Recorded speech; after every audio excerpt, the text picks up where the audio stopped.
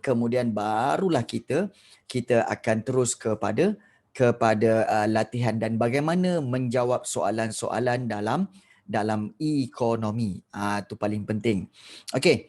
Baik, kita telah melihat konsep kekurangan, pilihan dan kos lepas dari sudut individu, kemudian juga kita dah lihat juga dari sudut firma.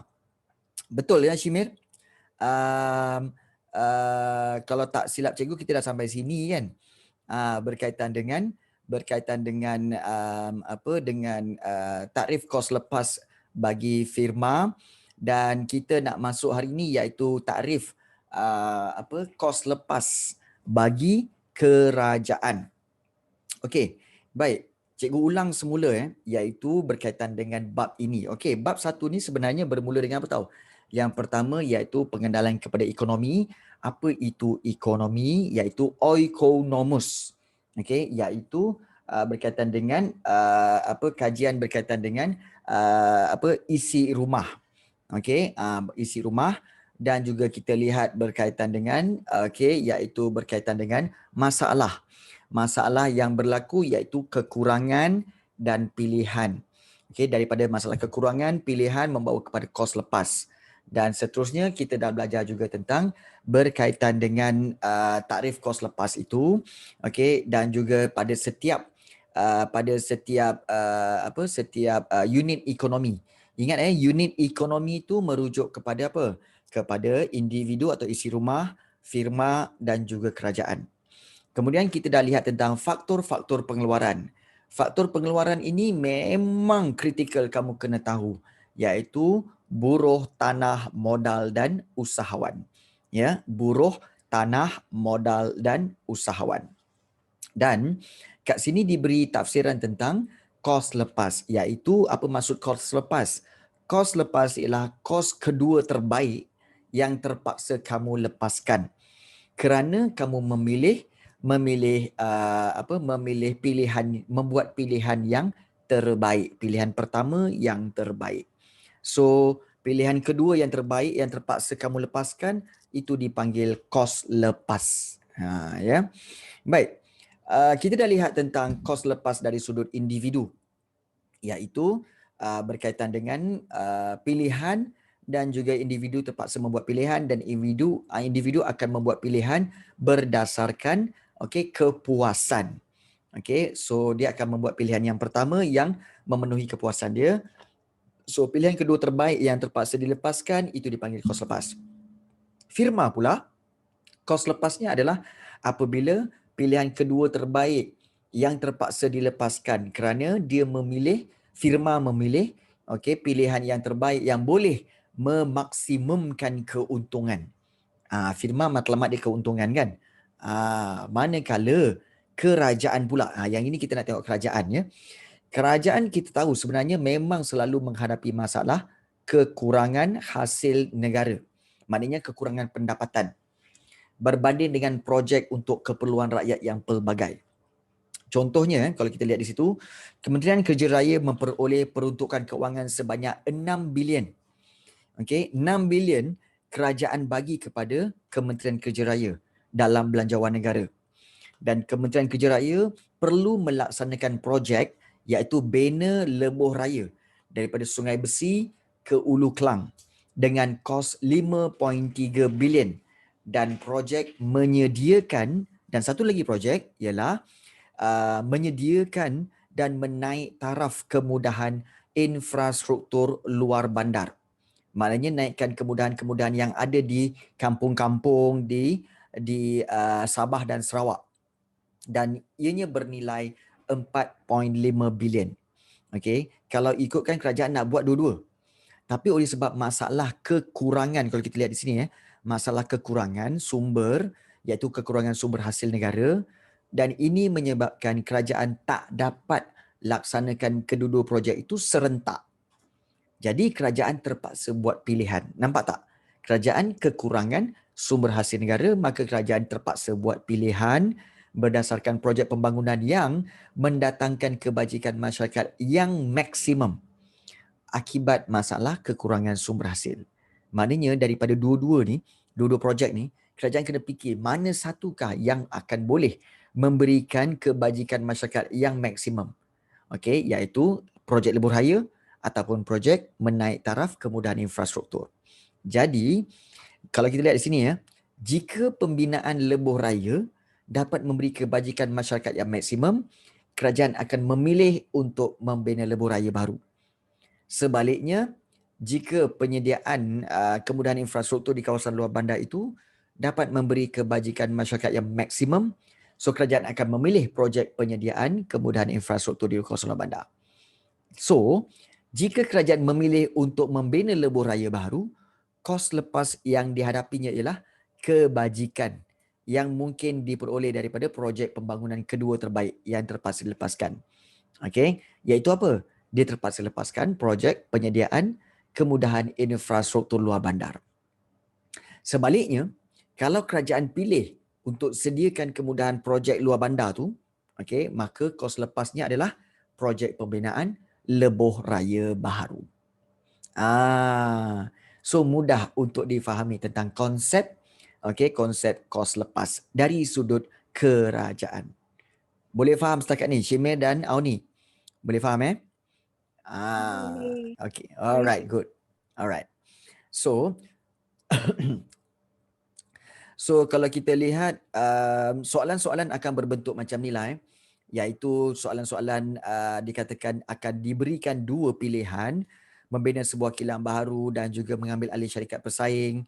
Jadi mengambil kira isu kos lepas, anda dikendaki memilih salah satu cadangan yang dikemukakan oleh Encik Suhaimi dan berikan hujah untuk menyokong pilihan anda. Sebenarnya, mana-mana pilihan yang kamu buat adalah betul. Sama ada kamu pilih nombor 1 ke nombor 2, sebenarnya betul tau. Betul. Tetapi kamu kena berikan sebab-sebab kenapa kamu memilih itu. Dan kalau sebab itu betul, maka akan diberi markah. Sebab itu sebenarnya yang penting. Pilihan tak ada masalah. Sebab tu yang penting. Okey, baik. Kemudian, okey, kamu akan mempelajari satu lagi subtopik iaitu keluk kemungkinan pengeluaran. Keluk kemungkinan pengeluaran ini penting sebab keluk kemungkinan pengeluaran akan dapat menerangkan perkaitan ataupun hubungan antara masalah kekurangan, pilihan dan kos lepas. So, keluk kemungkinan pengeluaran ni ialah keluk yang menunjukkan had maksimum tingkat pengeluaran yang dapat dicapai oleh sebuah ekonomi dengan menggunakan faktor pengeluaran yang ada dengan tingkat teknologi yang tertentu. Okey, untuk keluk kemungkinan pengeluaran ini, okey, ada 4 andaian. Ada 4 andaiannya iaitu ekonomi telah mencapai guna tenaga penuh. Pertama, yang kedua, ekonomi hanya keluarkan 2 jenis barang sahaja. Okey, ini untuk kita pemahaman kepada teori dan sumber ekonomi yang dimiliki adalah terhad dan tetap serta tingkat teknologi juga adalah tetap, so tidak berubah. Okey, tak apa. Ini baru dia punya intro keluk kemungkinan pengeluaran. So, kita nak lihat di sini keluk kemungkinan pengeluaran. Contoh di sini, kamu lihat di sini jadual. Okey, jadual kemungkinan pengeluaran pakaian dan makanan. Kalau kita lihat kombinasi pengeluaran, katakanlah sebuah kilang mengeluarkan kedua-dua jenis barangan iaitu pakaian dan juga makanan. Dia kata apa? Kalau dia pilih kombinasi pengeluaran R, satu kilang ni keluarkan dua-dua barang. Satu kilang je keluarkan dua-dua barang iaitu pakaian dan makanan. So kalau katakan kilang dia nak keluarkan makanan 20 metrik kat sini, 20 tan metrik kat sini, maka pakaian yang boleh dikeluarkan kosong. Maknanya apa? Maknanya dia akan fokus kepada makanan saja. Pakaian tak boleh keluarkan. Tapi kalau dia nak pakaian, nak buat juga pakaian, contohnya kalau dia pilih kombinasi pengeluaran S iaitu kalau dia nak keluarkan 4,000 pakaian, maka dia terpaksa kurangkan makanan. Kurangkan pengeluar makanan iaitu menjadi 19 tan. Kalau dia naikkan lagi okey, untuk keluarkan pakaian lagi sebanyak 8,000 helai, maka pengeluaran makanan terpaksa dikurangkan lagi. Sebanyak 17 tan. Maknanya pengurangan itu adalah kos lepas. Pengurangan tu kos lepas tau. Jadi kalau kita lihat yang U pula, kalau daripada 8,000 helai tadi, 8,000 helai tadi, dinaikkan, nak keluarkan lagi pakaian sebanyak 12,000 helai, maka makanan yang nak dikeluarkan terpaksa dikurangkan lagi menjadi 13 tan. Seandainya, okey, kilang ni nak keluarkan, uish, aku nak keluarkan pakaian lagi lah sebab untung banyak. Keluarkan lagi, tambah lagi kepada 16,000 helai. Maka dia tak boleh keluarkan apa-apa makanan lagi, zero. Sebab apa? Sebab semua buruh, tanah, modal, usahawan semua digunakan untuk mengeluarkan pakaian pula. Jadi ini yang dikatakan apa? Dikatakan keluk kemungkinan pengeluaran, iaitu apa tahu? Keluknya kita akan lihat dalam bentuk ini. Inilah dia keluk. Okey, kalau orang tanya, cikgu keluk tu apa? Keluk tu sebenarnya adalah garis yang melengkung tu. Garis melengkung ni, RSTUV, inilah garis melengkung yang menunjukkan hubungan antara pakaian dan juga makanan tadi. Yes, so kalau kita lihat di sini, okey, kalau katakan contohnya macam kosong ni kan, apabila pakaian tidak dikeluarkan, maka makanan boleh dikeluarkan sebanyak 20,000 tan. Tapi bila tambah pakaian kepada 4,000 helai, maka makanan terpaksa dikurangkan sebanyak 19 tan. Kemudian apabila tambah lagi kepada 8, makanan dikurangkan kepada 17. Bila pakaian tambah lagi kepada 12, maka makanan akan turun kepada 13. Dan apabila pakaian ditambah menjadi 16,000 helai, maka makanan terpaksa dilepaskan. So inilah dia kemungkinan pengeluaran. Boleh faham ke tak boleh faham? Nak tanya dulu. Ada tak apa-apa soalan nak tanya? Silakan. Nak tanya apa-apa tak tentang keluk kemungkinan pengeluaran? Sebab keluk ni selalu ditanyakan tau. Selalu ditanyakan dalam soalan sama ada soalan struktur ataupun soalan objektif. Selalu ditanyakan. Nak tanya korang, faham ke tak faham ni? Tak faham tanya. Jangan malu-malu. Tak faham tanya. Ya, Shimir. Nak tanya apa? Rafizuddin? Nak tanya apa-apa? Boleh faham tak keluk kemungkinan pengeluaran ni? Kenapa makanan tu terus kosong? Okey, bagus Shimir. Makanan ni kemungkinan besar terus kosong sebab apa? Sebab pertambahan menghasilkan pakaian tu kepada 16,000 ni, 16,000 helai menyebabkan segala buruh, tanah, modal akan banyak digunakan untuk menghasilkan pakaian. Maka mereka tak mampu nak buat makanan lagi. So mereka terpaksa tinggalkan makanan tu. Dan mereka buat pakaian je. Sebab itu makanan terus jadi kosong. Nampak tak? Dia tak ada formula Tak ada formula dia mesti turun 25% ke, tak ada. Dia berdasarkan data yang diberi. Itu je. Nampak? Dia berdasarkan data yang diberi, dia tak ada formula apa-apa. Ya, betul. Yes. Okay, Auni ada nak tanya? Ataupun Rafizuddin? Tak ada, cikgu. Tak ada. Okay, bagus. Okay, baik. So, kita tahu tadi bahawa keluk kemungkinan pengeluaran ini dikeluarkan ataupun berlaku begini dengan beberapa andaian. Maknanya ada beberapa kita katakan sebagai beberapa perkara yang perlu diandaikan. Pertama sekali, kenapa jadi macam ni? Kerana buruh yang ada telah digunakan sepenuhnya. Dah tak ada buruh tambahan. Buruh digunakan tu sepenuhnya, dah tak ada buruh tambahan. Yang kedua, teknologi yang sedia ada pun tak berubah. Teknologi keluarkan pakaian tu, maknanya mesin itu tetap sama, tak berubah. Okey. Kemudian jadi kalau kita lihat dengan perubahan, maknanya dengan tiadanya perubahan pada buruh, tanah, modal apa semua, maka mereka gunakan secara maksimum apa yang ada. So inilah yang terhasil. Inilah yang terhasil. Baik, soalan selalu ditanya apa tahu? Tentang titik W dan titik Y. Kamu nampak tak ada titik W dan titik Y? Okey. Titik Y di sini kalau kita lihat ialah masalah ketidakupayaan ekonomi.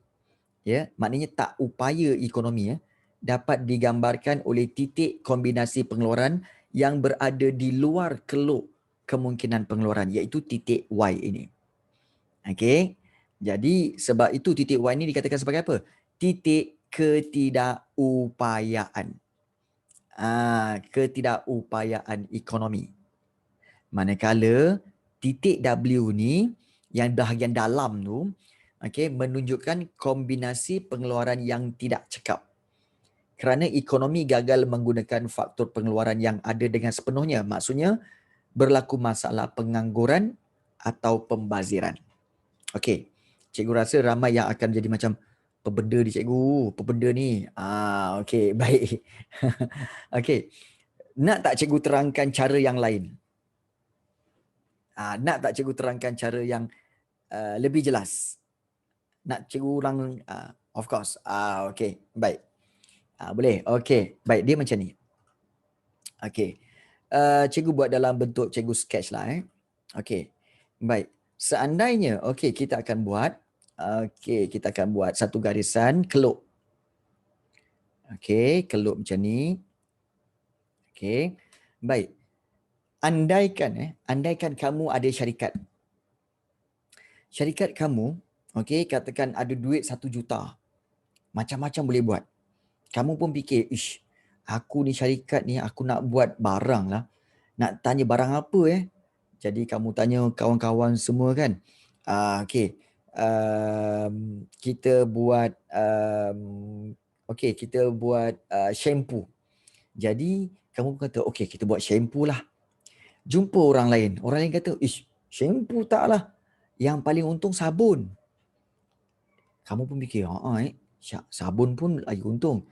Jadi pun kamu fikir, okey, macam mana nak buat ni Jadi kamu fikir, okey, mana satu nak buat. So kamu kata nak buat dua-dua lah. Nak buat dua-dua, shampoo dengan sabun. So kamu ada dua barang kat sini, iaitu kat atas ni ialah shampoo, okey, dan juga bawah ni adalah sabun. Okey, baik. Oleh kerana kamu ada duit 1 juta saja, maka kamu tak boleh buat kedua-duanya banyak-banyak. Okey, dengan contohnya, kalau katakan dengan duit 1 juta tu, kamu boleh keluarkan shampoo, okey, shampoo sebanyak berapa tahu kat sini? Okey, mungkin kamu boleh jual sehingga 10,000 botol. 10,000 botol setiap bulan. Okey. Tapi kalau kamu nak keluarkan shampoo 10,000 botol, maknanya kamu tak boleh keluarkan apa-apa sabun, kosong. Tapi apabila kamu kata, ya aku nak buat sabun lah. Kamu katakan kamu pun buatkan sabun. Kamu buatlah sabun lebih kurang dalam, katakanlah permulaan kamu buat dalam 1,000 unit. Okey, 1,000 unit sabun. Maka kamu akan terpaksa, aku kalau keluarkan sabun, dah lah guna mesin yang sama, guna pekerja yang sama, tempat yang sama. Jadi, okey, dah tentu-tentulah shampoo ni akan menjadi efek. Akan ada efek. So, kesannya menyebabkan apa? Menyebabkan kamu terpaksa kurangkan shampoo ini kepada 9,000 contoh 9,000. Jadi, di sini telah membentuk okey, satu titik di sini. Okey, 9,000. Katakanlah kamu nak keluarkan, kamu jual sabun kan, sabun lagi laju lah daripada shampoo. Kamu pun plan, aku nak tambah lagi lah kepada 3,000 sabun. Kamu pun keluarkan 3,000 sabun. Bila nak keluarkan 3,000 sabun, kamu kata apa? Aku kena kurangkan lagi shampoo ni.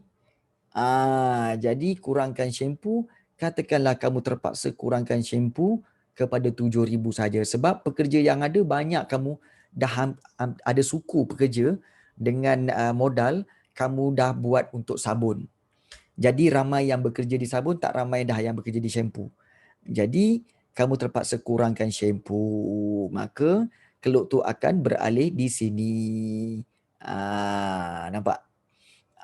Kemudian katakanlah kamu, okey, sabun memang laku lah, kamu pun buatlah lagi 5,000, tambah lagi 5,000.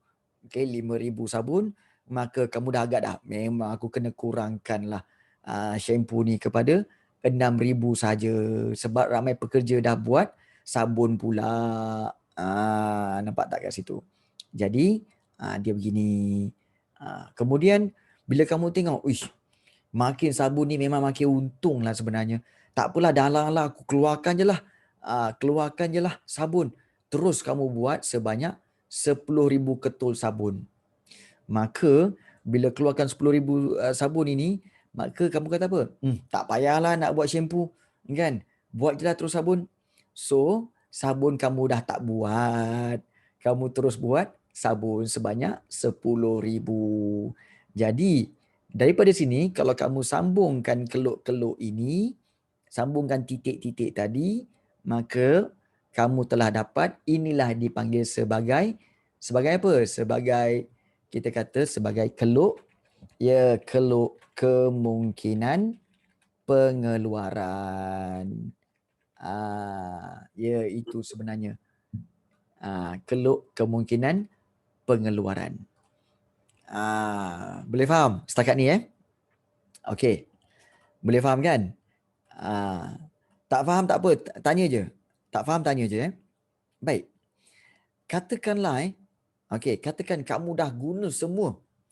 Dah guna semua apa? Kita katakan dah gunakan semua buruh, tanah, modal pun semua kan. Tapi masih lagi permintaan tak cukup. Market kata apa? Okey, pasaran kata apa? Uish, 10,000 tak cukup ni. Okey, kami nak lebih, iaitu di sini. Okey, di titik ini. Titik apa ni? Katakan kamu kata ini titik Y. Titik Y. Kamu kata apa? Oh, okey, dengan buruh yang ada apa semua, kamu cakap apa? Kami tak berupaya nak keluarkan ni. Tak mampu. Tak berupaya. Sebab apa? Buruh dah gunakan habis. Okey, modal pun dah gunakan sehabis-habisnya. Mesin pun dah run semua sekali. Tapi kamu dapat capai yang ini sahaja. Yang garisan hitam ni sahaja. Kemudian kalau katakan, oh, market kami nak kat Y. Kami nak lagi banyak lagi. Oh, kami tak mampu. So, titik ini dipanggil titik apa? Titik, kita katakan titik, ketidakupayaan. Upayaan ekonomi. Iaitu titik di mana apa? Di mana kamu tak mampu nak sampai kat situ. Kilang ni tak mampu nak sampai kat situ. Sebab tak berupaya. Tak berupaya. Why? Because kalau kita lihat, yang kamu mampu hanyalah di sini. Yang cikgu gariskan kan, yang di garisan hitam ni. Inilah kamu dah guna sehabis baik. Ini je lah yang dikatakan sebagai garisan yang dipanggil apa? Yang dipanggil optimum. Kamu punya pengeluaran tu dah mencapai optimum. Optimum garisan optimum.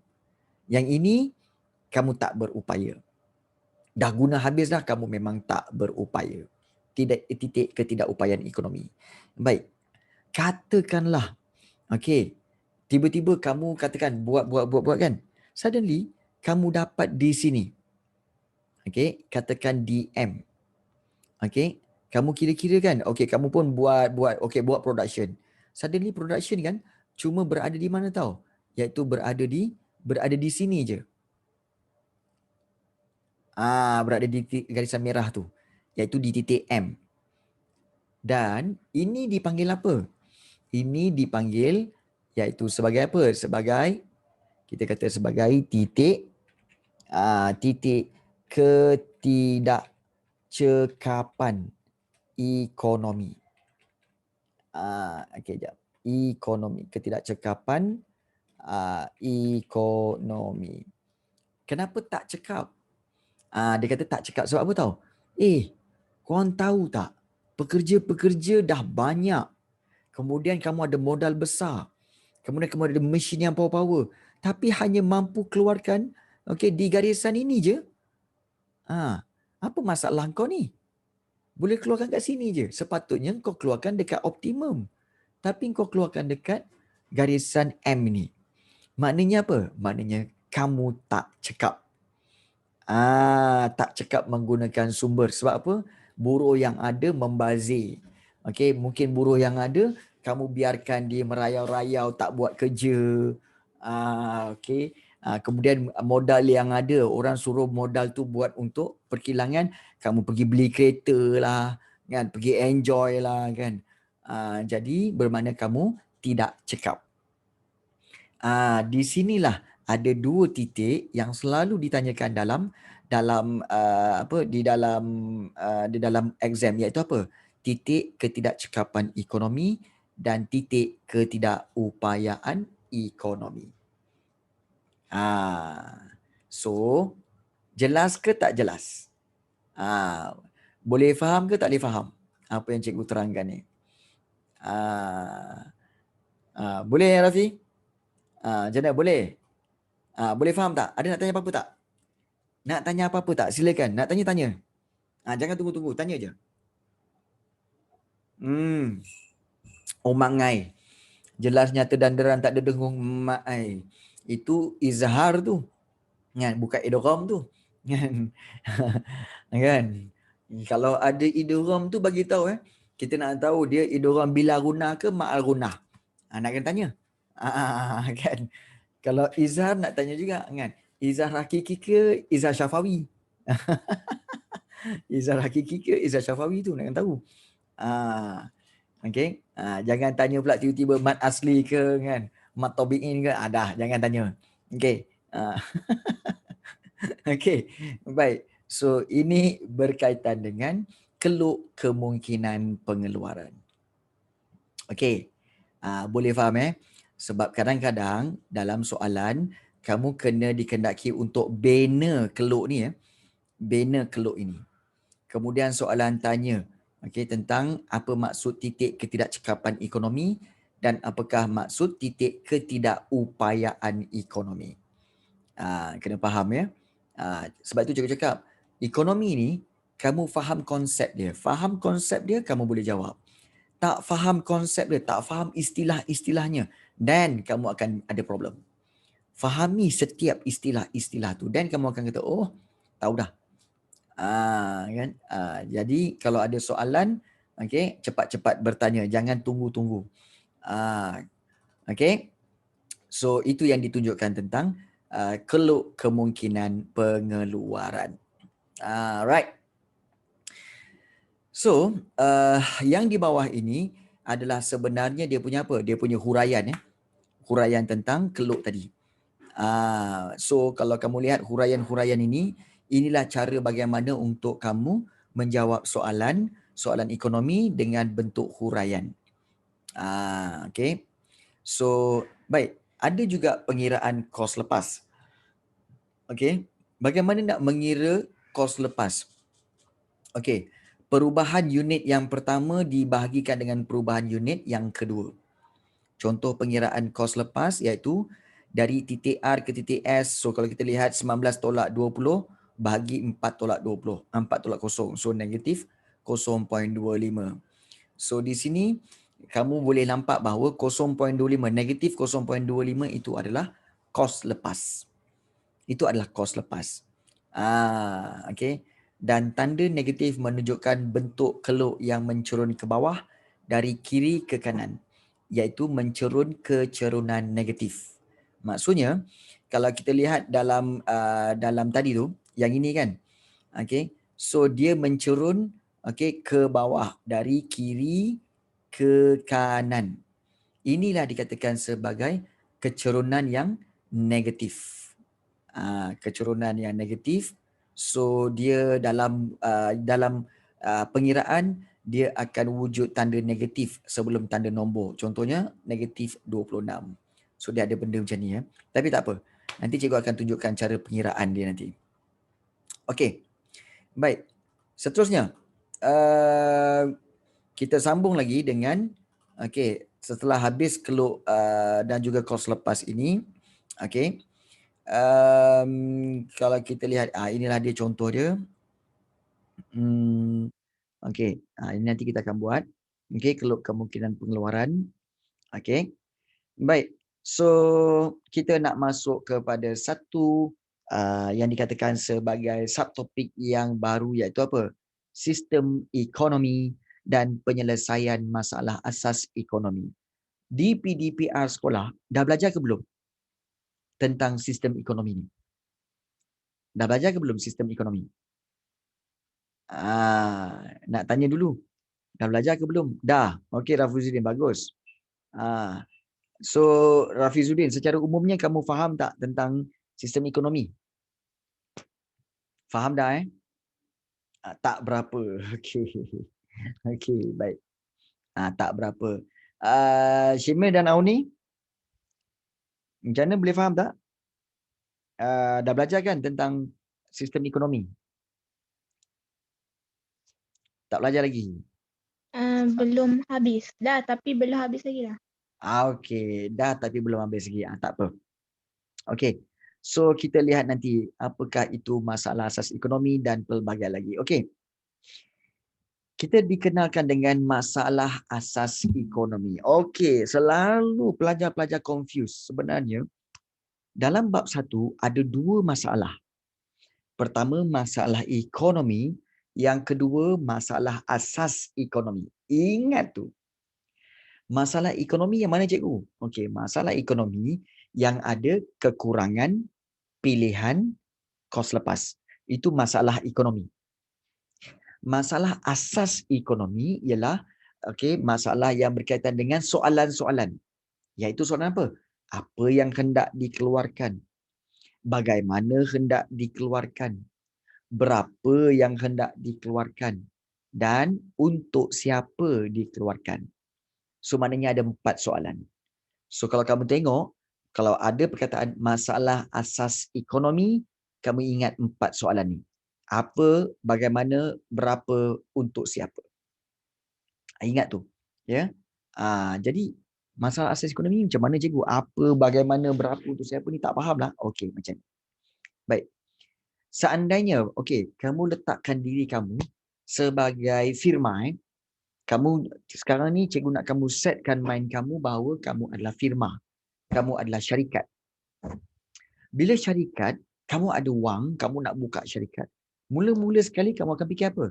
Apa yang kita nak keluarkan Apa produk yang kita nak keluarkan jadi itu masalah asas ekonomi yang pertama. Apa yang hendak dikeluarkan kalau kamu jadi firma? Jadi, apa yang hendak dikeluarkan ni sebenarnya merujuk kepada apa tahu? Penentuan jenis barangan yang hendak dikeluarkan. Sebab apa? Sebab faktor pengeluaran tu terhad. Dan ini untuk mengelakkan daripada pembaziran. Jadi, pengeluar ataupun macam kamu kamu akan memilih untuk keluarkan barangan, of course, barangan yang dapat memenuhi keperluan dan kehendak pengguna. Sebab barang kamu nak jual kepada pengguna. Takkan kamu nak jual benda-benda yang tak digunakan oleh pengguna. Contohnya, cikgu yang kadang-kadang cikgu meronda-ronda di kawasan seperti Setia City Mall ataupun cikgu pergi ke Sunway Pyramid. So, kadang-kadang kat sana tahu, ada kedai jual baju sejuk. Baju yang berbulu-bulu, baju yang tebal. Tahu. Jadi, cikgu terfikir kan, dia ni nak jual kepada siapa? Dia nak jual kepada orang yang pergi luar negara. Siapa yang pergi luar negara saja? Bukan semua orang pergi luar negara. Tak ramai. Kan? Kemudian, dia nak jual kepada orang-orang yang pergi luar negara tu. Bukan semua orang pergi luar negara, pergi tempat yang ada salji. Tak. Ada je yang pergi Jepun. Ada je yang pergi Indonesia. Kan? Jadi di sini kalau kita lihat seolah-olah apa tahu? Kau nak jual pada siapa sebenarnya? Bukan semua orang nak beli. Mana ada orang Malaysia nak beli dan duduk tinggal di Malaysia? Tak ada. Gila apa? Nak pakai baju tebal-tebal, apa baju sejuk di tengah-tengah hari buta panas kan? Takkan ada. Nampak tak? Jadi maknanya, okey, kita sebagai pengeluar perlu memilih betul-betul barangan supaya apa? Memenuhi keperluan dan kehendak pengguna. Pengguna yang sedia ada lah. Macam kedai dia tu tak salah, tapi kalau kedai dia tu buka di England ke ataupun buka di Poland ke, di Rusia ke, memanglah permintaan tu tinggi. Buka kat Malaysia, siapa yang nak beli? Dia macam tu. Nampak tak? Jadi pengeluar perlu memilih untuk keluarkan barangan yang dapat memenuhi keperluan dan kehendak pengguna. So, masalah apa yang hendak dikeluarkan ini, okey, diselesaikan berdasarkan permintaan atau cita rasa masyarakat. Maknanya berdasarkan kepada apa yang diminta oleh masyarakat dan juga apakah yang apa apa yang masyarakat nak. Contoh okey. Kebetulan kita ada seorang pengeluar, iaitu kita ada Rafizuddin.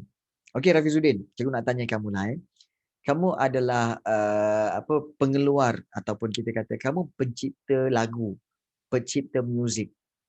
Cikgu nak tanya kamu lah okey. Bagaimana kamu mengetahui masyarakat Malaysia ni dengar lagu apa? Dengar lagu jenis apa? Macam mana?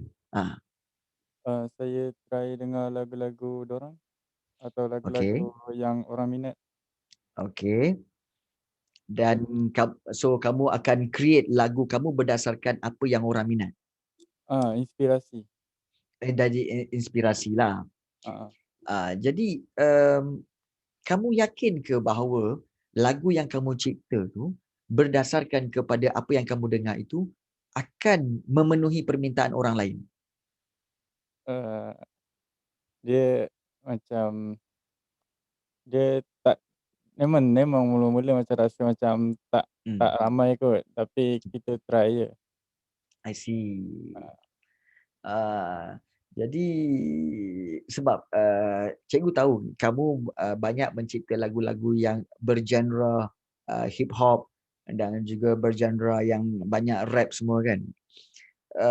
Frankly speaking lah, bagi cikgu lah, pendapat cikgu sebab cikgu pun terbabit dengan muzik. So mostly, okay, kalau kita tanya kepada generasi muda macam bayi-bayi kamu, mungkin lagu hip hop, okay, seperti apa yang dilakukan oleh K-Click dan sebagainya, okay, itu adalah genre yang terkini, okay, yang katakan okay, ini memang masyarakat tengah in ni, maknanya tengah memang suka. Tapi bagi cikgu pula, okay, ianya tidak memenuhi, bagi cikgu lah, ianya tidak merangkumi lagu-lagu macam tu, dia tidak merangkumi seluruh masyarakat Malaysia. Sebabnya kalau kita lihat most of masyarakat Malaysia ni sebenarnya more to pop. Kan? Kecil. Okay, pop dan juga mungkin ada sedikit unsur-unsur rock lah. Okay. Jadi kenapa kamu sebagai Rafizuddin pencipta lagu, kenapa kamu tak more cenderung ke arah pop ataupun rock ke? Kenapa kamu pilih? Tak juga cikgu, sebab saya sebenarnya lebih kepada nak buat semua. Sebab itu salah satunya lagu saya yang mula-mula saya keluarkan. So yang selepas-selepas ni saya ada juga lagu pop semua, tapi saya tak keluarkan lagi. I see. Sebenarnya saya bukan je rap pun, sebenarnya saya lagi suka ballad semua, tapi saya macam mana bila ballad ni macam susah sikit orang nak mendengar semua. Saya rasa rapper-rapper, kawan-kawan saya ramai rapper-rapper. I see. Lagipun suara saya pun tak berapa hebat sangat. So ambil yang mudah je. Lepas tu saya pun cari juga orang-orang lain. Okay, bagus. Jadi kita lihat bahawa kita beruntung sebab kita ada salah seorang daripada kita kata sebagai kamu Rafizuddin, kamu sebenarnya adalah kita kata sebagai seorang pengeluar. Kalau dalam ekonomi kamu adalah pengeluar, di mana kamu perlu menentukan apakah jenis barangan ataupun apakah jenis lagu yang perlu kamu keluarkan supaya memenuhi permintaan dan cita rasa masyarakat. So kalau kita lihat di sini ya, Rafizuddin sebenarnya juga menghadapi masalah dia kena keluarkan lagu hip hop. Selain daripada itu nak keluarkan lagu ballad, kemudian nak keluarkan lagu pop, okey, dan sebagainya. Okey, tetapi okey, sudah tentu okey dia menghadapi kekangan, iaitu apa? Kekangan masa. Kemudian kekangan daripada segi peralatan. Betul Rafizuddin? Jadi di situ menyebabkan dia kena choose. Okey, satu hari nanti dia kena choose. Aku kena buat ballad saja ke, aku nak buat hip hop saja ke, ataupun apa. So kamu kena choose. Jadi itu berbalik kepada apa tahu? Yang tadi, keluk kemungkinan pengeluaran. So kalau dia lebihkan keluarkan lagu hip hop, mana dia kena kurangkan lagu ballad. Kalau dia nak keluarkan banyak lagu ballad, maka dia kena kurangkan lagu hip hop. So itu keluk kemungkinan pengeluaran. Macam cikgu, I'm not composer. Cikgu bukan composer. Tetapi oleh kerana cikgu memang memiliki masa yang kurang sebab masa lebih kepada mengajar, so cikgu bukan pencipta lagu tapi cikgu mau tu performer. Sebab tu cikgu suka perform. Okay, bermain bersama band di any function seperti di majlis-majlis rasmi kerajaan dan juga pelbagai majlis. So we are performer. So macam kamu lebih kepada compose. So masing-masing ada part masing-masing lah. Baik, so itu berkaitan dengan apa yang hendak dikeluarkan. Jadi penyelesaian masalah apa yang hendak dikeluarkan ini akan menentukan corak agihan atau peruntukan sumber dalam ekonomi. So persoalan apa yang hendak dikeluarkan ini penting supaya memastikan pengguna tadi, macam kalau kita cipta lagu, pendengar tadi memperoleh kepuasan yang maksimum. Dan pengeluar memperoleh keuntungan yang maksimum, maknanya kamu sebagai pencipta lagu dapat keuntungan maksimum dan kerajaan pun menjana kebajikan masyarakat yang maksimum. Dia macam tu. Jadi memperoleh kepuasan maksimum. Frankly speaking, terus terang cikgu cakap macam cikgu ya. Cikgu memang tak in kepada hip hop semua. Tapi cikgu more to rock. So rock yang heavy dan rock yang kemelayuan, so itu adalah lebih menarik perhatian cikgu lah dan memberi kepuasan. Jadi itu apa yang hendak dikeluarkan. Auni dengan Shimir ada apa-apa soalan? Mungkin kamu dapat tak apa yang cikgu ceritakan? Dapat faham So yang pertama, okey, masalah ekonomi ialah apa masalah asas ekonomi, apa yang hendak dikeluarkan. Baik. Selepas kamu dah tahu apa yang hendak dikeluarkan, kamu akan pergi kepada soalan yang kedua. Berapa yang hendak dikeluarkan? Berapa yang hendak dikeluarkan ni berkaitan dengan menentukan kuantiti barangan yang hendak dikeluarkan. Berapa banyak nak dikeluarkan tu. So persoalan berapa yang hendak dikeluarkan adalah untuk memastikan apa tahu? Tidak berlaku masalah kekurangan atau lebihan sesuatu barangan dalam pasaran. Rugi kalau berlebih dan rugi juga kalau terkurang. Mesti ngam-ngam dengan permintaan. So, masalah kekurangan barang akan menyebabkan kenaikan harga barang. Masalah lebihan barangan pula akan menyebabkan stok sesuatu barangan bertambah dan membawa kepada penurunan harga. Kalau barang tu sikit, harga dia naik. Kalau barang tu banyak, harga dia turun. Memang macam tu. Itu dikatakan hukum ekonomi. Sesuatu barang yang terhad, harga dia mahal. Sesuatu barang yang berlebih, banyak, maka dia akan membawa kepada harga yang murah. Sebagai contoh, sebagai contoh kamu tengok apa beza Samsung dengan iPhone ataupun Apple? Kamu tengok macam Apple kan? Apple dia keluarkan iPhone sampai iPhone 12 semua kan. Tapi iPhone 12 tu kenapa harga dia mahal? Sampai 5,000 lebih, 6,000 lebih. Tahu sebab apa? Sebab iPhone tak keluarkan banyak. iPhone tak keluarkan banyak. Sebab tu harga dia mahal. Dia eksklusif. Sebab dia jual pun iPhone je. Kalau iPhone 12 lah. Sama ada iPhone 12 yang Pro ke, ya, ataupun iPhone 12 yang biasa saja ke, kan? Jadi dia memang itu je. Tapi kalau banding dengan Samsung, Samsung ada banyak jenis, banyak range dia punya model.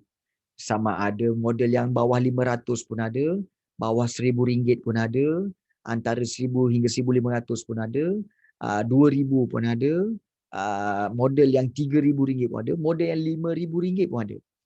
Maknanya semua orang boleh pakai Samsung. Sebab itu Samsung harga dia lebih murah daripada iPhone. Sebab apa? Sebab dia bukan limited, tapi dia nak memenuhi kehendak semua orang daripada golongan yang golongan rendah sampai golongan tinggi. Itu perbezaan yang mudah kamu nampak. Okey. Lebihan barangan akan menyebabkan stok harga barang tu bertambah dan harga dia akan turun.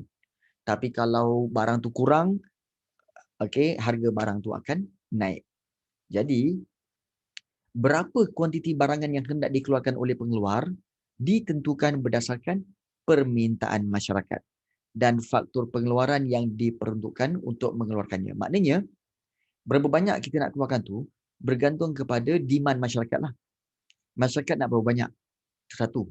Kemudian tengok juga kita punya faktor pengeluaran, kita punya buruh tanah modal usahawan. Cukup ke tak cukup nak keluarkan seperti mana yang diminta. Nampak? So, berapa yang hendak dikeluarkan ditentukan melalui kuantiti barangan yang hendak dikeluarkan. So, kita dah lihat dua masalah asas ekonomi. Pertama, apa yang hendak dikeluarkan. Yang kedua, berapa yang hendak dikeluarkan. Yang ketiga, bagaimana hendak dikeluarkan? Macam mana? Bagaimana ni kan soalan dia macam mana? Macam mana hendak dikeluarkan? Merujuk kepada penentuan cara atau teknik pengeluaran sesuatu barang atau perkhidmatan. Maknanya, nak keluarkan barangan tu kena tahu cara dia. Kena tahu teknik dia. Dan pengeluar, kalau kita lihat macam kamu, pengeluar harus gabungkan semua faktor pengeluaran, iaitu gabungkan buruh, tanah, modal usahawan tu, gabungkan semua secara optimum. Maknanya secara cekap untuk meminimumkan, untuk kurangkan kos pengeluaran. Jadi, pengeluar biasanya boleh memilih sama ada teknik pengeluaran yang, ini ada terms ataupun konsep yang kamu kena ingat, iaitu pengeluar boleh memilih sama ada teknik pengeluaran yang berintensifkan modal atau berintensifkan buruh. Apa tu? Kaedah berintensifkan modal bermaksud kamu keluarkan barangan, tapi menggunakan lebih banyak faktor modal berbanding dengan faktor buruh. Apa tu? Maknanya apa tahu? Kalau berintensifkan modal ni, maknanya kamu menggunakan pengeluaran, menggunakan mesin ataupun robot ataupun jentera. Itu dipanggil berintensifkan modal. Jadi pengeluaran yang lebih banyak menggunakan mesin berbanding buruh. Itu kaedah berintensifkan modal.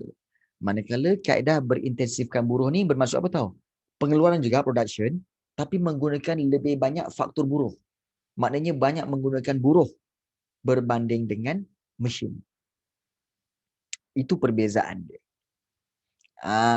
Secara umumnya, kaedah berintensifkan modal ni sebenarnya adalah kaedah yang lebih mahal. Lebih mahal. Tetapi lebih cekap. Sebab mesin tu nak beli tu mahal. Contohnya, kalau kamu lihat kilang, kalau kamu pernah tengok kilang kilang Coke. Kilang Coke. Coke yang menggunakan botol tu kan. Sebenarnya kalau dalam kilang dia akan ada mesin yang jalankan semua botol-botol, botol banyak-banyak kan, diikut kan. Sampai satu tempat, okey, isi air. Isi air, kok. Kemudian pergi lagi. Sampai ke satu mesin lagi, ada satu mesin tutup. Tutup setiap botol. Tutup, tutup, tutup, tutup macam tu. Kemudian jalan lagi sampai satu mesin, ada satu mesin yang akan sealkan dia punya stiker. Okey, bila datang je pap stiker, tap stiker. Still speaker kat situ dan juga seal stiker kat situ. So dia gunakan mesin. Kemudian masuk ke dalam kotak. Masuk ke dalam kotak pun ada mesin juga yang akan bungkus sap. Kemudian zup. Okey, sap tolak. So itu semua gunakan mesin.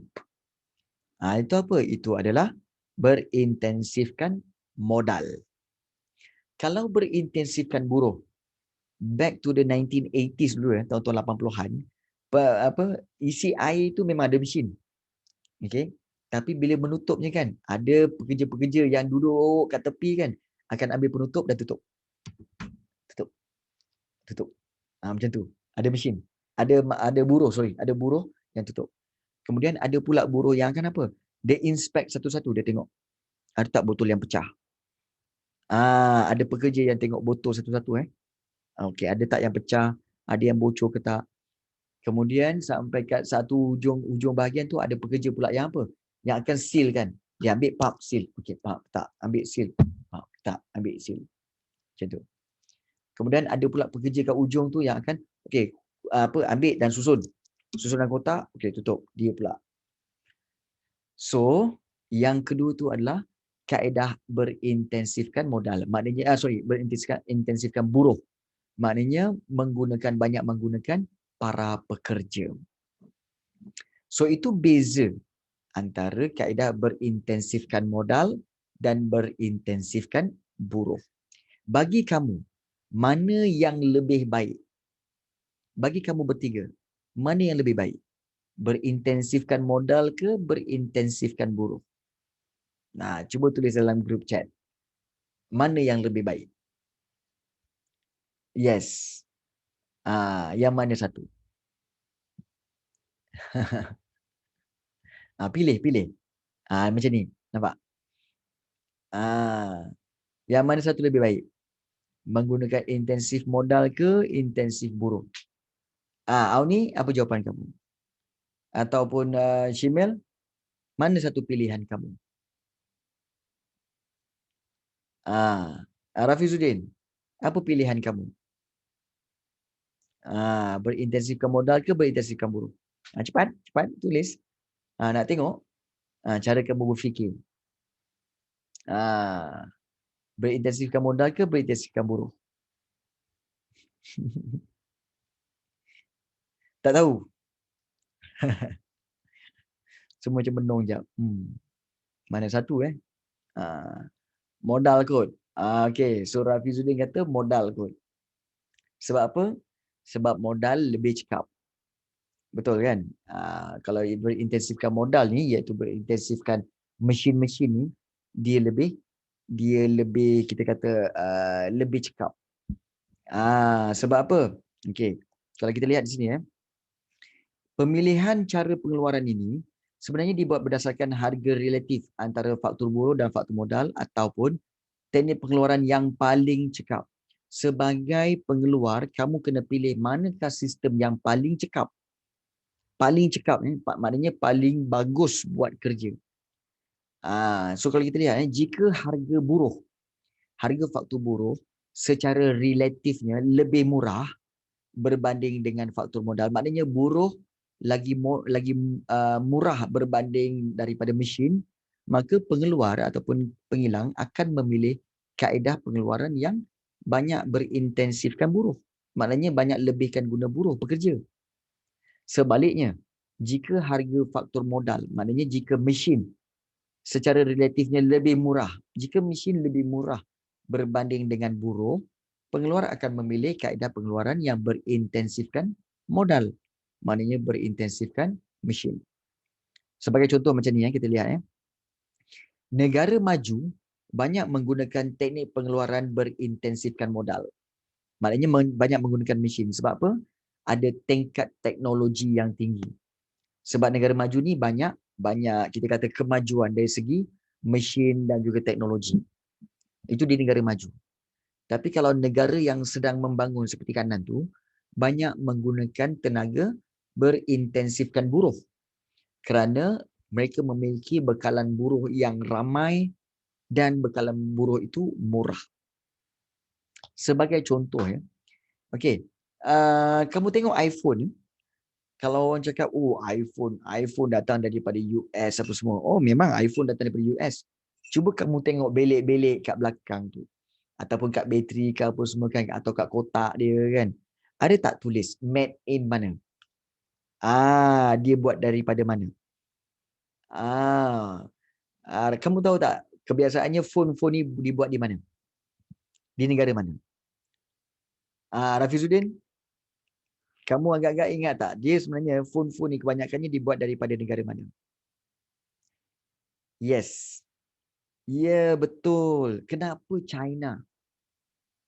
Kalau kamu tengok iPhone, dia ada tulis, kadang-kadang kat belakang, dekat kotak, dia tulis made in China. Kenapa China? Kenapa China? Kenapa China, Rafizuddin?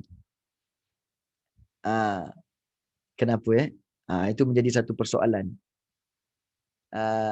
Okey, sama ada China rakyat ramai atau China lebih maju. Sebenarnya negara China dia lebih ramai rakyat. Rakyat dia ramai. Ada 1.1 bilion. Jadi kalau katakan dia buka kilang di China, iPhone yang buka kilang di China, kemudian dia ambil pekerja-pekerja China, diorang boleh bayar dengan harga murah upah tu. Sebab apa?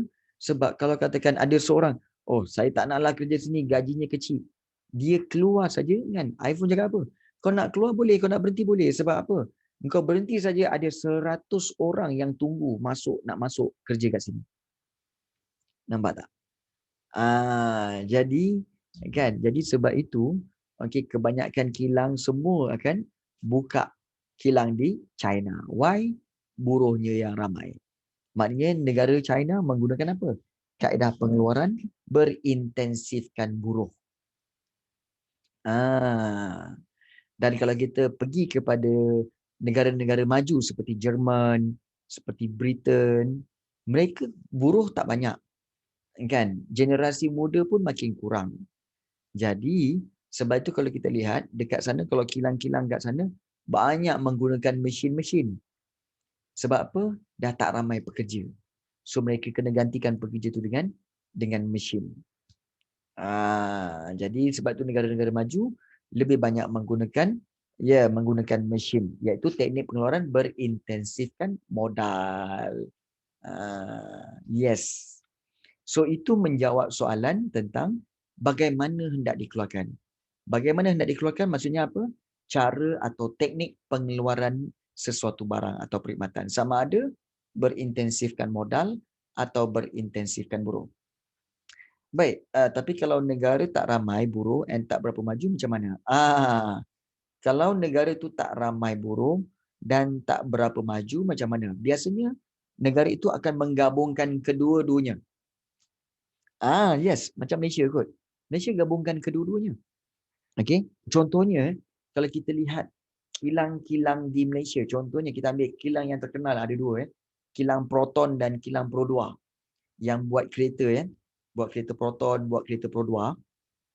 Kamu tahu kilang-kilang Proton dan Pro 2 memang guna mesin-mesin yang ini yang memang ada mesin yang akan sealkan apa semua tu, kemudian dia akan sambungkan parts-parts kereta apa semua, memang ada mesin. Memang. Dan ada sebahagiannya pula untuk bahagian untuk bahagian inspect, pasang pasang wiring dalam kereta, pasang dashboard apa semua, itu masih lagi gunakan buruh. So dia gabungkan kedua-dua teknik tu. Itu di Malaysia. Gabungkan kedua-dua teknik iaitu teknik pengeluaran berintensifkan modal dan teknik pengeluaran berintensifkan buruh. Yes, so ada part-part dia. Yes, ada part-part dia. Memang. So itu yang berlaku di Malaysia lah. Itu yang berlaku di Malaysia. Yes. So itu merujuk kepada Okey, bagaimana hendak dikeluarkan. Contoh macam kamu Rafizuddin. Okey, kamu nak cipta lagu. Okey, ada dua. Pun sama juga. Sama ada nak gunakan kaedah berintensifkan modal atau berintensifkan buruh. Contohnya, kalau berintensifkan modal, maknanya kamu create lagu tu, okey, daripada A sampai Z, semua pakai mesin. Semua pakai robot, semua pakai software, semua pakai keyboards dan sebagainya. Kamu masukkan satu apa semua sendiri. Okey. So itu berintensifkan modal. Tapi kalau kamu nak berintensifkan buruh pun boleh. Okey, iaitu kamu kena sediakan drum, gitar, bass, keyboard semua kan. So kamu kena cari player pula untuk orang mainkan. Okey, ni player drummer. Okey, drummer okey dia masukkan drum. Kemudian keyboard, ada orang yang masukkan keyboard. Kemudian ada player untuk main bass, ada player untuk main gitar. So itu berintensifkan buruh. Yes. Kemudian nak pilih sama ada digital ataupun manual. Yes. Betul. Tapi sebenarnya perbandingan tu bukan digital dengan manual tau, Rafizuddin. Sebenarnya dia sebenarnya sama ada muzik tu adalah muzik yang kamu buat secara live, okey, ataupun secara elektronik. Kalau elektronik tu drum pun bunyi elektronik, bass pun bunyi elektronik, gitar pun bunyi elektronik. Tapi kalau orang yang bermain muzik, yang betul-betul masuk tu, itu dikatakan sebagai secara live. Dia rekod satu-satu. So terpulang pada kamu. Nak intensifkan modal ke intensifkan buruh? Nampak? Yes. Yes. Okay. Yes. Okay, baik. Kemudian, kita pergi kepada soalan yang terakhir. Okay. Soalan masalah asas ekonomi. Yang pertama, apa yang hendak dikeluarkan? Yang kedua, bagaimana hendak dikeluarkan? Yang kedua, berapa yang hendak dikeluarkan? Yang ketiga, bagaimana untuk dikeluarkan? Dan yang keempat, untuk siapa barang itu dikeluarkan? Iaitu merujuk kepada masalah apa tahu? Menentukan agihan barangan kepada masyarakat yang menjadi sasaran. So penyelesaian masalah agihan barangan ini adalah berasaskan kepada corak agihan pendapatan wang, iaitu bergantung kepada kemampuan atau kuasa beli masyarakat. Golongan yang berpendapatan tinggi biasanya memperoleh lebih banyak barang dan perkhidmatan berbanding dengan golongan yang berpendapatan rendah. Contohnya, kalau katakan kilang. Kita ambil satu kilang, iaitu kilang proton. Kita ambil kilang proton. Baik.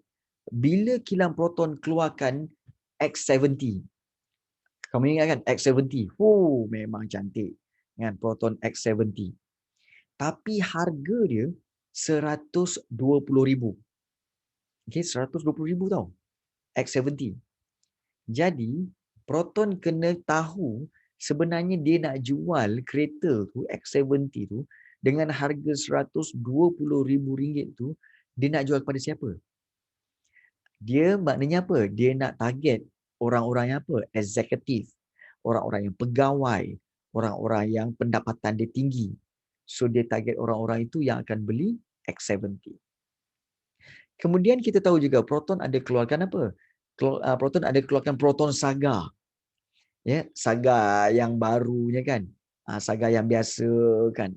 Yang itu dengan harga RM55,000. Okey, Proton Saga keluarkan harga kereta Proton Saga RM55,000. Itu untuk siapa? Itu untuk rakyat bawahan. Rakyat bawahan yang pendapatannya lebih rendah. Jadi, kita kena tahu setiap produk itu untuk siapa dikeluarkan. Kita tak boleh keluarkan X70 dan kita tanya, kenapa golongan-golongan kilang, pekerja-pekerja kilang, kaki tangan awam peringkat rendah, kenapa dia orang tak beli X70 ya? Nampak? Okey. Okey, kita kena tahu. Dia orang memang tak beli sebab apa? Bukan dia orang tak nak, tapi dia orang tak mampu. Dan kenapa orang-orang kaya ni bila kita jual Proton Saga, alah 55,000 je. Kenapa orang kaya ni tak nak beli? Come on lah, 55,000 kot. Dia kaya. Sudah tentu dia nak cari yang berprestige lagi.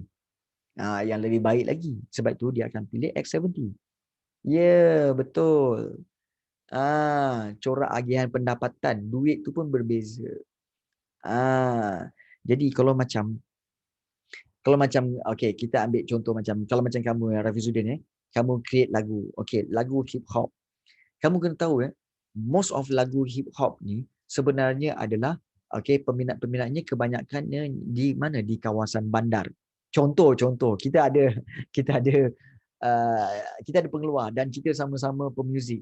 Jadi kita boleh bincang Contohnya kalau katakan kamu keluarkan lagu hip hop, kamu tahu kan hip hop ni sebenarnya hanyalah untuk pendengar-pendengar yang duduk kat urban ataupun di kawasan bandar. Contoh Subanjaya, mungkin di PJ, KL, okay, mungkin di JB, mungkin di Penang. Itu je.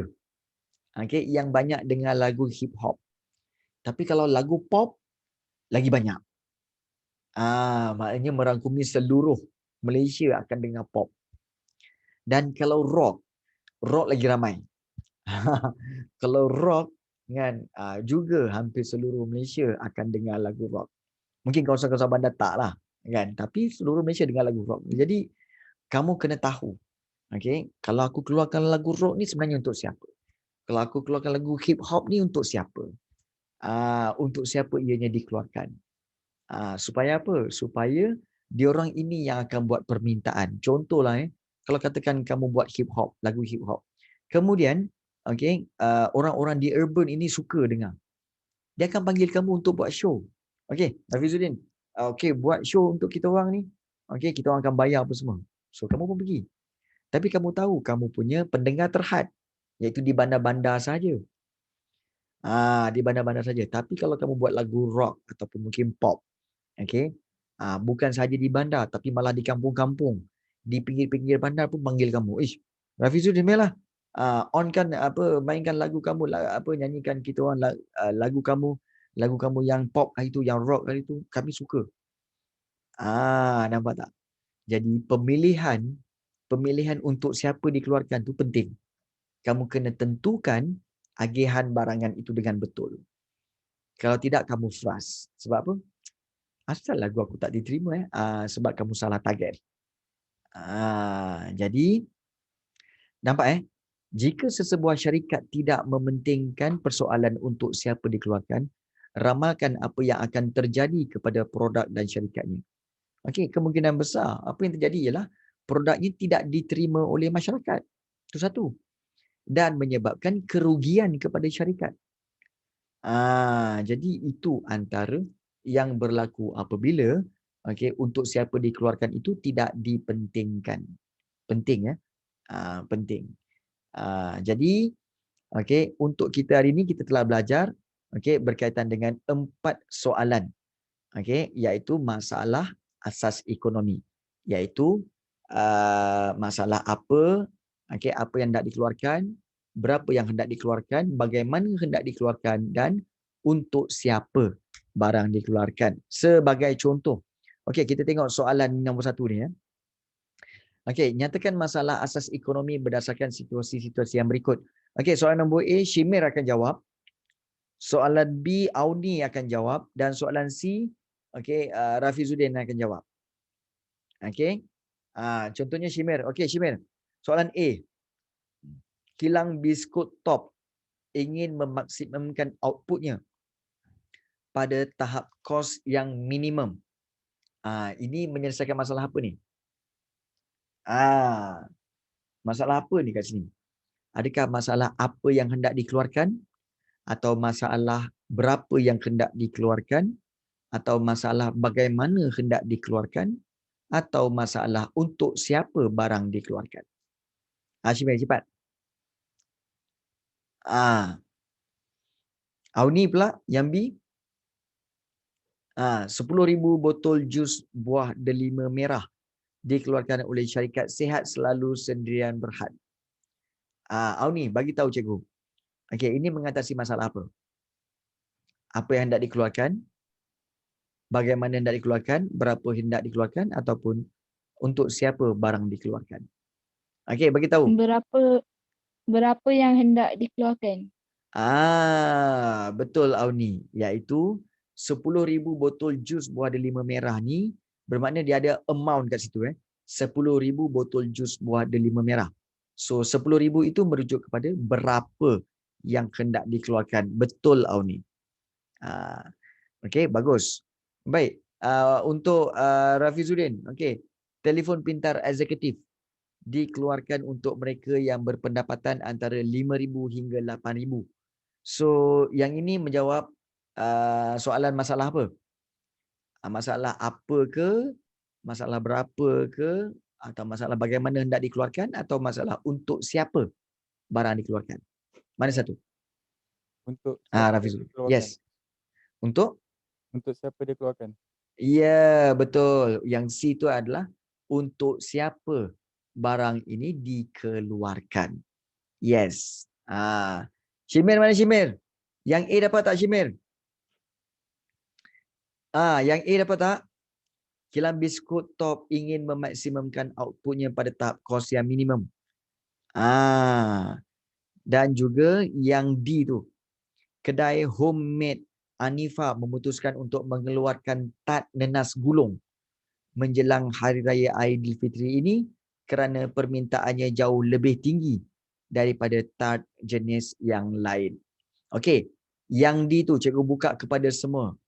Yang D tu menjawab masalah asas ekonomi apa tu?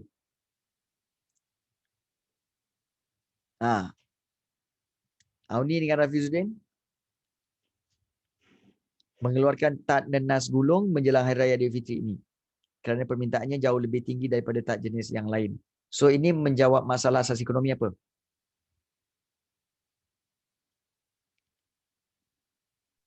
Tahu ke tak tahu?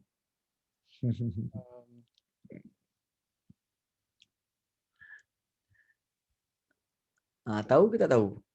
Semua diam. Tak tahu?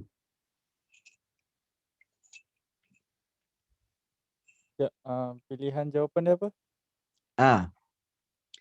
Apa yang hendak dikeluarkan, bagaimana hendak dikeluarkan, berapa yang hendak dikeluarkan, dan untuk siapa barang dikeluarkan. Mana satu? Untuk yang D. Tak. Dia ada satu ayat kat situ Kamu tengok kat situ Kedai homemade Anifa memutuskan untuk mengeluarkan tat nenas gulung. Kalau mengeluarkan tat nenas gulung maknanya menjawab soalan apa?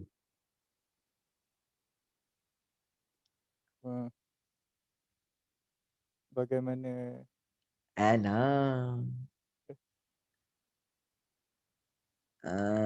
Untuk siapa? Bukan. Keluarkan tat nenas gulung. Tat nenas gulung tu produk. Jadi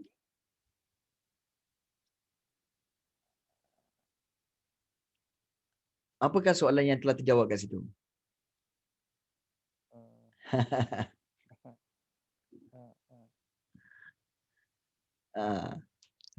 Okey, baik. Sebenarnya kalau kita lihat di sini kedai homemade Anifa ni memutuskan untuk mengeluarkan tat nenas gulung tu. Sebenarnya bila mengeluarkan tat nenas gulung, maksudnya dia telah menjawab soalan apa yang hendak dikeluarkan. Apa yang hendak dikeluarkan? Mengeluarkan tat nenas gulung.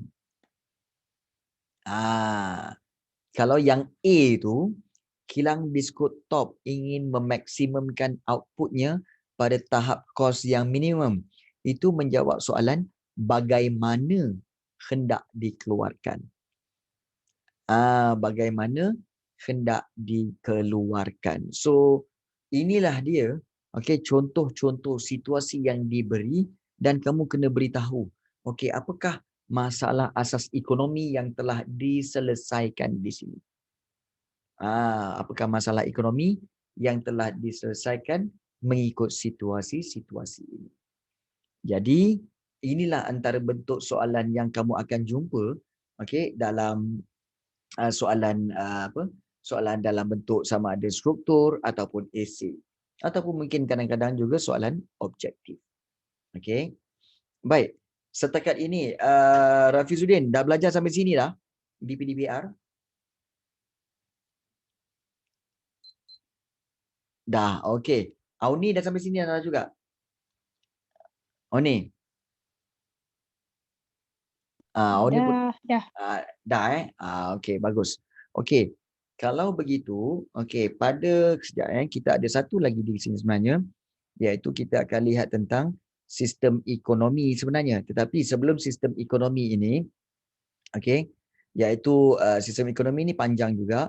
Jadi sebelum sistem ekonomi ini nanti, okey, cikgu akan sediakan satu set soalan, okey, soalan struktur, okey, dan juga mungkin ada soalan soalan esei sikit, dan soalan objektif cikgu akan beri dalam kelas.